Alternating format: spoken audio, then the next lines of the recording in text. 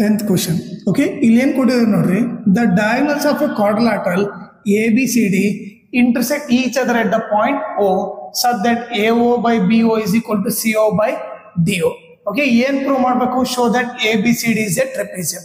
Okay, trapezium ಅಂತ prove ಮಾಡೋದು ಅಂತಾನೆ. ಸೊ ಅದಕ್ಕೆ ಏನು ಮಾಡ್ಬಿಡ್ತೀನಿ, ನಾನು ಟ್ರೆಪಿಸಿಯಂ ಡಯಾಗ್ರಾಮೇ ಹಾಕ್ಬಿಡ್ತೀನಿ. ಓಕೆ, ಸೊ ಅದು ಕೂಡ ಕ್ವಾಡ್ರಿಲ್ಯಾಟರಲ್ ತಾನೆ, ಅದು ಕೂಡ 4 sided ಫಿಗರ್. ಓಕೆ, ಸೊ ಇಲ್ಲೇನು ಬರ್ತೀನಿ, A B C D. Okay, ಈಗ ಅಲ್ಲಿ ಕೊಟ್ಟಿರೋದೇನು, the diagonals of a quadrilateral A B C D intersect each other at the point O. Okay, ಇವು ಡಯಾಗ್ನಲ್ ಬಂದ್ಬಿಟ್ಟು ಎರಡು ಎಲ್ಲಿ ಇಂಟರ್ಸೆಕ್ಟ್ ಆಗ್ತಿದೆ, ಓ ಪಾಯಿಂಟ್ ಹತ್ರ ಇಂಟರ್ಸೆಕ್ಟ್ ಆಗ್ತಾ ಇದೆ. ಓಕೆ, ಆಮೇಲೆ such that A O by B O is equal to C O by D O. ಈಗ ಗಿವನ್ ಏನಂತ ಬರೆಯೋಣ, ಗಿವನ್ ಬಂದ್ಬಿಟ್ಟು ಏನು, A B C D is a quadrilateral ಅಂತ ಬರಿತೀವಿ. ಓಕೆ, ಆಮೇಲೆ ಈ ಏನು ಕೊಟ್ಟಿದ್ದಾನೆ, ಇನ್ನೊಂದು A O by B O is equal to C O by D O. Okay, ಈಗ ಟು ಪ್ರೂವ್ ಏನು ಮಾಡಬೇಕು, show that A B C D is a trapezium. A B C D is a trapezium ಅಂತ prove ಮಾಡಬೇಕು.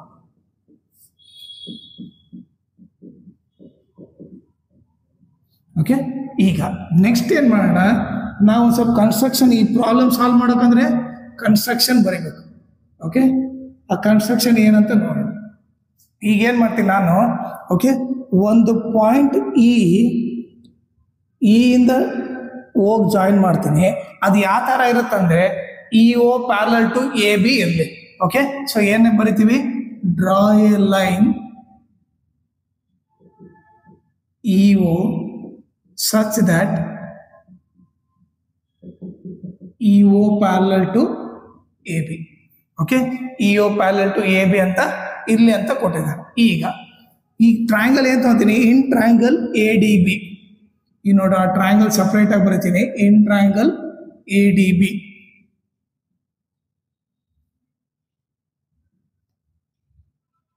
ಇದು A, ಇದು B, ಇದು D. Okay, ಇಲ್ಲಿ ಏನಿದೆ, ಇದು ಇ, ಇದು ಓ ಇದೆ. ಓಕೆನಾ, ಈಗ ನೀವು ನೋಡಿದ್ರೆ ನಮ್ಗೇನು ಗೊತ್ತು, E O parallel to A B ಅಂತ ಗೊತ್ತು. ಇವರಿಬ್ರು ಪ್ಯಾರಲಲ್ ಅಂತಂದ್ರೆ ನಮ್ಗೇನು ಗೊತ್ತು, E O parallel to A B ಅಂತ ಗೊತ್ತು. ಎಲ್ಲಿಂದ, ಕನ್ಸ್ಟ್ರಕ್ಷನ್ ಇಂದ. E O parallel to A B ಅಂದ್ರೆ ಬಿ ಪಿ ಟಿ ಅಪ್ಲೈ ಮಾಡ್ಬೋದಾ, ಬಿ ಪಿ ಟಿ ಏನು ಅಪ್ಲೈ ಮಾಡ್ಬೋದು, DE divided by E A is equal to D O divided by O B ಅಂತ ಬರೀತೀನಿ, D O divided by O B. Okay, DE divided by E A is equal to D O divided by O B. ಈಗ ನಾನೇನು ಮಾಡ್ತೀನಿ, ಡಿಇನ ನಾನು E D ಅಂತ ಬರಿಬೋದಾ, ಎರಡು same. E ಎನ ಏನಂತ ಬರಿಬೋದು, ಎ ಇ ಅಂತ ಬರಿಬೋದು. ಓಕೆ, ಡಿ ಓನ ಆಸ್ ಇಟ್ ಈಸ್ ಬರಿತೀನಿ, ಓ ಬಿನ ನಾನು ಏನು ಬರಿತೀನಿ, ಬಿ ಓ ಅಂತ ಬರಿತೀನಿ. ಓಕೆ, ನೆಕ್ಸ್ಟು ಇದನ್ನ ರೆಸಿಪ್ರೋಕಲ್ ಮಾಡ್ತೀನಿ. ಇದನ್ನ ರೆಸಿಪ್ರೋಕಲ್ ಮಾಡಿದ್ರೆ ಏನಾಗುತ್ತೆ, A E by E D is equal to ಇಲ್ಲೇನಾಗುತ್ತೆ, B O by D O ಆಗುತ್ತೆ. ಓಕೆ, ಇದನ್ನ ಯಾಕೆ ಈ ತರ ಮಾಡಿದೆ ಅಂತ ನೆಕ್ಸ್ಟ್ ನಿಮಗೆ ಗೊತ್ತಾಗುತ್ತೆ. ಓಕೆ, ಫಸ್ಟ್ ಏನ್ ಮಾಡ್ರಿ, ಬಿ ಪಿ ಟಿ ಅಪ್ಲೈ ಮಾಡಿಬಿಟ್ಟು, ಓಕೆ, ಈಗ ಇ ಡಿ ಡಿ ನ ಇ ಡಿ ಅಂತ ಬರ್ಕೊಳ್ರಿ, ಇ ಎನ ಎ ಅಂತ ಬರ್ಕೊಳ್ರಿ, ಅಲ್ಲೇನು ತಪ್ಪಿಲ್ಲ. ಆಮೇಲೆ ಏನ್ ಮಾಡ್ರಿ, ರೆಸಿಪ್ರೋಕಲ್ ಮಾಡ್ರಿ, ಉಲ್ಟಾ ಮಾಡ್ರಿ, A E by E D is equal to, ಅವಾಗ ಇದು ಕೂಡ ರಿವರ್ಸ್ ಆಗುತ್ತೆ, D O by B O ಇರೋದು B O by D O ಆಗುತ್ತೆ. ಓಕೆ, ನಾನು ಇದನ್ನ ಈಕ್ವೇಶನ್ 1 ಅಂತ ಕರಿತೀನಿ. ಓಕೆ, ಈಗ ಅವ್ನು ಗಿವನ್ ಏನು ಕೊಟ್ಟಿದ್ದಾನೆ ನೋಡ್ರಿ, ಇಲ್ಲಿ ಗಿವನ್ ಬಂದ್ಬಿಟ್ಟು A O by B O is equal to C O by D O ಅಂತ ಕೊಟ್ಟಿದ್ದಾನೆ. ಇದು ಬಂದು ಗಿವನ್. ಓಕೆನಾ, ಈಗ ನಾನೇನು ಮಾಡ್ತೀನಿ, ಇದನ್ನ ಇಂಟರ್ಚೇಂಜ್ ಮಾಡಿದ್ರೆ, ಓಕೆ, ಅವಾಗ ಏನಾಗುತ್ತೆ, ಎ ಓ ಸಿ ಓ ಕೆಳಗಡೆ ಬರುತ್ತೆ, ಬಿ ಓ ಮೇಲೆ ಹೋಗುತ್ತೆ, B O by D O. Okay, so ಅದನ್ನ ಏನಂತೀನಿ ನಾನು, ಈಕ್ವೇಶನ್ 2 ಅಂತ ಕರಿತೀನಿ. ಓಕೆ, ಈಗ ನೀವೇ ನೋಡ್ರಿ. ಓಕೆ, ಈಕ್ವೇಶನ್ 1 ಮತ್ತೆ 2 ನೋಡ್ರಿ, ಏನ್ ಕಾಣ್ತಿದೆ, ಇಲ್ಲಿ ಆರ್ ಎಚ್ ಎಸ್, ಇಲ್ಲಿ ಆರ್ ಎಚ್ ಎಸ್, ಇವರಿಬ್ರು ಈಕ್ವಲ್ ಇದಾರೆ ತಾನೆ. ಆರ್ ಎಚ್ ಎಸ್ ಈಕ್ವಲ್ ಇದ್ರೆ ಅವಾಗ ಏನ್ ಬರಿಬೋದು, ಎಲ್ ಎಚ್ ಎಸ್ ಈಕ್ವಲ್ ಅಂತ ಬರಿಬೋದು. So A E by E D is equal to AE by ED is equal to AO by CO. ನೋಡ್ರಿ RHS ಈಕ್ವಲ್ ಇದ್ರೆ LHS ಈಕ್ವಲ್ ಬರಿಬೋದು. ಇದು ಎಲ್ಲಿಂದ ಬರ್ದ್ವಿ? ಫ್ರಮ್ 192. ಈಗ ನೋಡ್ರಿ AE by ED ಎಲ್ಲಿದೆ? AE by ED is equal to AO divided by CO ಇದೆ. So ಈ ಟ್ರಯಾಂಗಲ್ ಬರಿತೀನಿ ನಾನು ನಿಮಗೆ ಅರ್ಥ ಆಗ್ಲಿ ಅಂತ ಹೇಳ್ಬಿಟ್ಟು. So ADC. ಓಕೆ, ಇಲ್ಲೇನಿದೆ? ಇಲ್ಲಿ E ಇದೆ, ಇಲ್ಲಿ O ಇದೆ. ಈಗ ನಮಗೇನು ಗೊತ್ತಾಯ್ತು ಇಲ್ಲಿ ಈ ಟ್ರಯಾಂಗಲ್ ಅಲ್ಲಿ, ಇನ್ ಟ್ರಯಾಂಗಲ್ ADC ಅಲ್ಲಿ ನಮ್ಗೇನು ಗೊತ್ತಾಯ್ತು? ಈಗ ಏನು ಪ್ರೂವ್ ಆಗಿದೆ? AE by ED ನೋಡ್ರಿ, AE by ED is equal to AO by CO. Okay, so OC ಅಂದ್ರೆ ಒಂದೇ, CO ಅಂದ್ರೆ ಒಂದೇ, ಈ ತರ ಇದೆ. ಹಿಂಗಿದ್ದಾಗ ಏನ್ ಬರಿಬೋದು? AE by ED is equal to AO by CO ಇದ್ರೆ ಅವಾಗ ನಾವೇನ್ ಬರಿಬೋದು?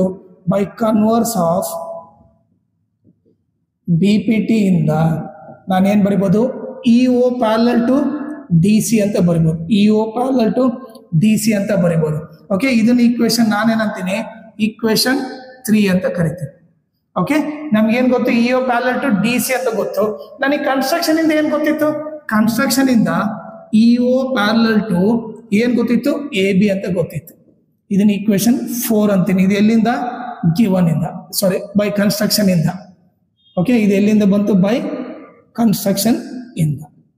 ಈಗ ನೀವು ನೋಡಿದ್ರೆ 3 and 4 ನೋಡಿದ್ರೆ LHS ಪ್ಯಾರಲಲ್ ಇದೆ ತಾನೆ. ಈಗ ನೋಡಿ LHS ಸೇಮ್ ಇದೆ ಅಂದ್ರೆ RHS ಸೇಮ್ ಇರಬೇಕು. ಸೊ ಅವಾಗ ಏನ್ ಬರಿಬೋದು ನಾನು? ಫ್ರಮ್ 3 and 4 ಓಕೆ ಏನ್ ಬರಿಬೋದು? DC ಪ್ಯಾರಲಲ್ ಟು AB ಅಂತ ಬರಿಬೋದು, or nothing but AB parallel to DC ಅಂತ ಬರಿಬೋದು. ಓಕೆ, ನೀವೇನ್ ನೋಡ್ರಿ AB ಪ್ಯಾರಲಲ್ ಟು DC ಅಂತಂದ್ರೆ ಟ್ರೆಪೀಸಿಯಂ ಅಂದ್ರೆ ಏನು? ಒಂದು ಪೇರ್ ಆಫ್ ಸೈಡ್ ಪ್ಯಾರಲಲ್ ಇದ್ಬಿಟ್ರೆ ಅದು ಟ್ರೆಪೀಸಿಯಂ.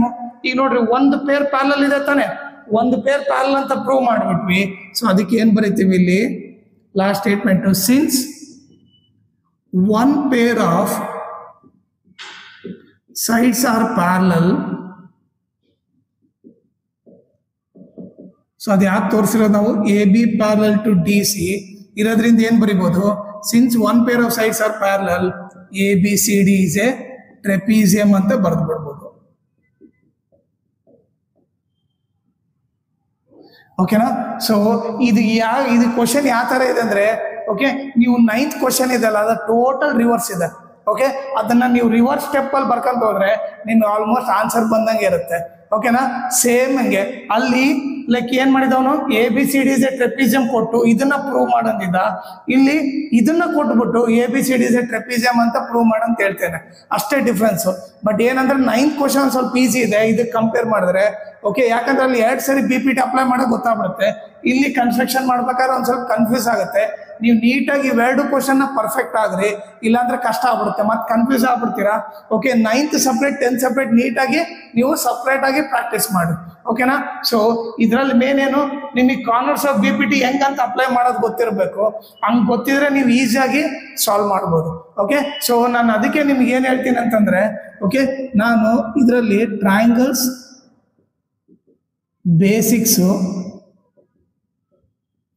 ಆಮೇಲೆ BPT ಥಿಯರಮ್ಮು, ಆಮೇಲೆ converse of BPT ಥಿಯರಮ್ಮು,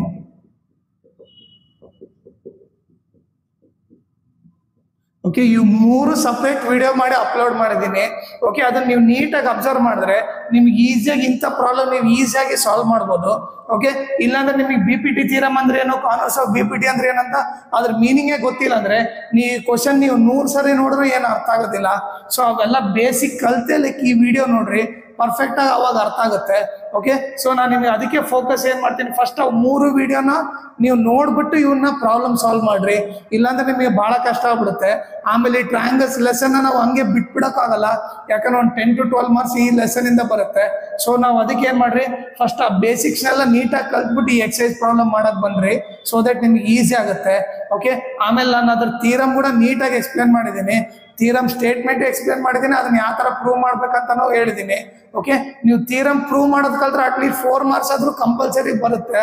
okay, at least ಅದನ್ನಾದ್ರೂ ನೀವು ಫೋಕಸ್ ಮಾಡ್ರಿ. ಓಕೆ, ಆಮೇಲೆ ಇದ್ರ ಬಗ್ಗೆ ಕಾನ್ಸಂಟ್ರೇಟ್ ಮಾಡಕ್ ಟ್ರೈ ಮಾಡ್ರಿ. ಓಕೆ, ನೀವು ಆ ಬೇಸಿಕ್ ಇಲ್ಲಾರ್ದಂಗೆ ಇಲ್ಲಿ ಬಂದ್ಬಿಟ್ರೆ ನಿಮ್ಗೆ ಏನು ಅರ್ಥ ಆಗೋದಿಲ್ಲ. ಓಕೆ, ಆಮೇಲೆ ಏನಂದ್ರೆ ನಾನು ಟ್ರಯಾಂಗಲ್ಸ್ ಎಲ್ಲ ಕ್ವಶನ್ಸ್ ಪ್ರಾಬ್ಲಮ್ ಸಾಲ್ವ್ ಮಾಡ್ಬಿಟ್ಟು ಓಕೆ ಆ ವಿಡಿಯೋಸ್ ಎಲ್ಲ ಅಪ್ಲೋಡ್ ಮಾಡಿದ್ದೀನಿ. ಆ ಪ್ಲೇ ಲಿಸ್ಟ್ ಲಿಂಕ್ ನಿಮಗೆ ಡಿಸ್ಕ್ರಿಪ್ಷನ್ ಆಗಿ ಹಾಕಿರ್ತೀನಿ. ಓಕೆ, ನೀವು ಈಚ್ ಅಂಡ್ ಎವ್ರಿ ವಿಡಿಯೋ ನೋಡ್ರಿ, ಸೊ ದಟ್ ನಿಮ್ಗೆ ಈಸಿಯಾಗಿ ಅರ್ಥ ಆಗುತ್ತೆ. ಓಕೆನಾ? ಸೊ ನೀವು ನೆಗ್ಲೆಕ್ಟ್ ಮಾಡ್ಬಿಟ್ಟು ಬೇಸಿಕ್ ಗೊತ್ತಿದೆ ಅಂತ ಹೇಳ್ಬಿಟ್ಟು ನೀವು ಅದನ್ನ ನೆಗ್ಲೆಕ್ಟ್ ಮಾಡಿದ್ರೆ ಆಮೇಲೆ ಈ ಟೈಪ್ ಆಫ್ ಪ್ರಾಬ್ಲಮ್ ನಿಮಗೆ ಸಾಲ್ವ್ ಮಾಡಕ್ ಕಷ್ಟ ಆಗುತ್ತೆ. ಓಕೆ, ಸೊ ನೀವು ಮ್ಯಾಕ್ಸಿಮಮ್ ಬೇಸಿಕ್ಸ್ ನಿಮಗೆ ಗೊತ್ತಿದ್ರು ಕೂಡ ಒಂದ್ಸರಿ ನೋಡ್ರಿ, ಸೊ ದಟ್ ಏನಾನ ಬೇಸಿಕ್ ಪಾಯಿಂಟ್ ಯಾವ್ದಾನ ಚಿಕ್ಕ ಪಾಯಿಂಟ್ ಮಿಸ್ ಆಗಿದ್ರು ಕೂಡ ನೀವು ಕಲಿಯೋ ಚಾನ್ಸ್ ಇರುತ್ತೆ. ಓಕೆ, ಸೊ ದಟ್ ಅವನ್ನೆಲ್ಲ ನೋಡ್ಬಿಟ್ಟು ಈ ಎಕ್ಸರ್ಸೈಸ್ ಪ್ರಾಬ್ಲಮ್ನ ಸಾಲ್ವ್ ಮಾಡಿ.